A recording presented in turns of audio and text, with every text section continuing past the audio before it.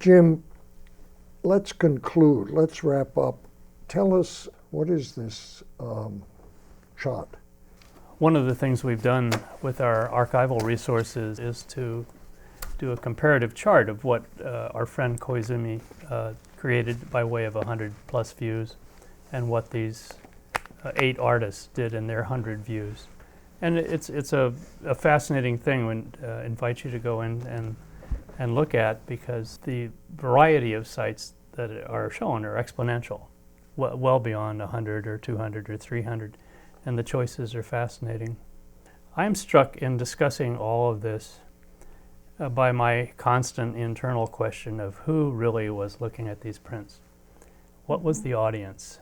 These are very sophisticated images.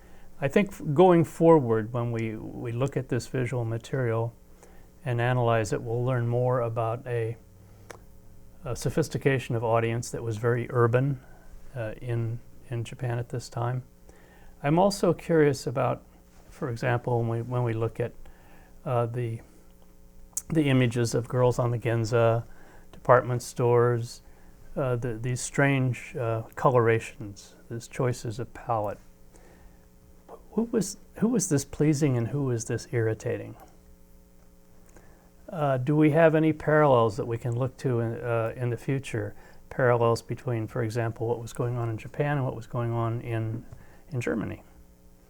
How decadent was this art? How strange was it? Why was it snuffed out? Were there mechanisms within government that ultimately said enough?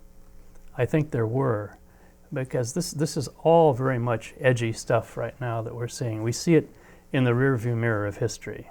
We know what happened up to a point. The charm, the excitement, the vibrancy, all are communicated, I think, in depth in these things.